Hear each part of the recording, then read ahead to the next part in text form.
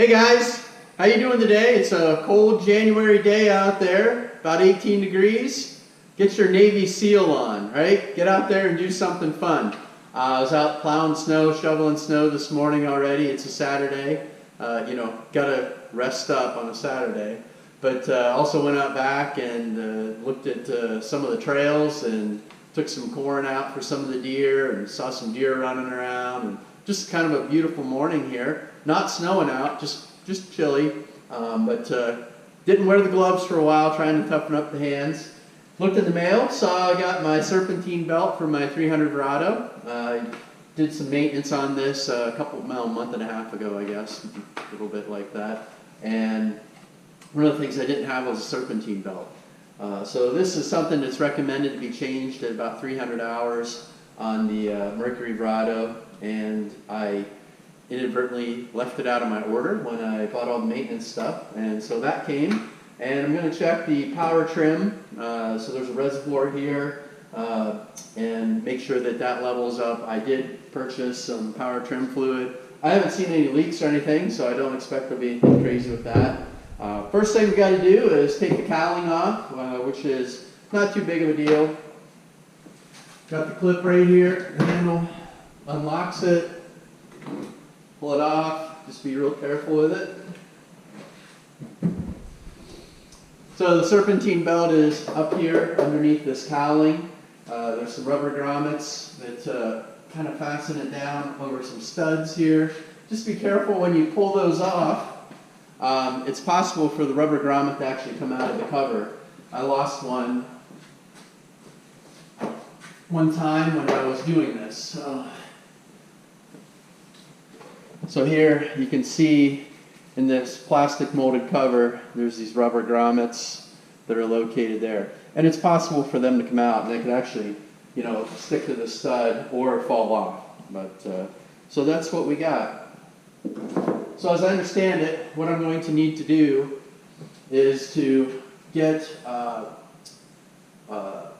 think it's a little 3/8 or 1/2 inch socket, kind of extension, and be able to cam this so that I can take the belt off, take the tension off the belt. So let me figure out what we need there.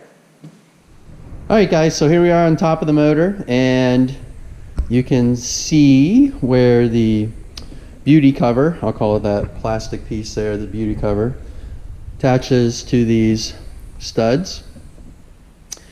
And you can see the accessory belt.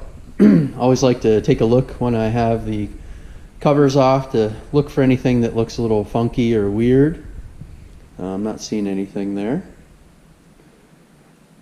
Looks good.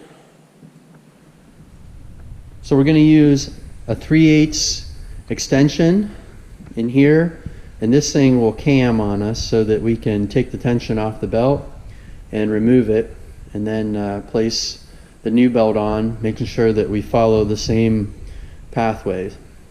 Doesn't seem too difficult. We'll give it a whirl. All right, let's just make sure that we can do this. All right, good. That's gonna work. So that'll cam out of the way. Let's get our new belt. Everything looks the same. Here you go, 014, that looks good. Looks like it's the same belt. So let's remove that off there. Okay.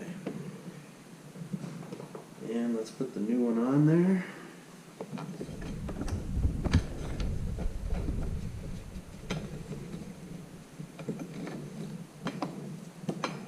Get that up there a little bit. There we go. All right. So we've routed it back through, around. Indicator indicates it's looking good there. Looks like it's even all the way around. Yep.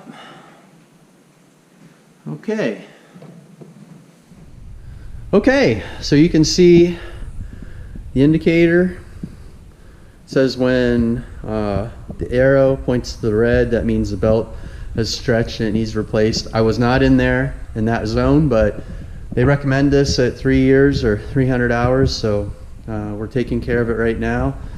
Looking at the old belt, I don't see anything that looks weird with it. I think I'm going to keep it as a spare. I'm going to date it, indicate that it was on the motor, and I'll put it in my little onboard maintenance kit.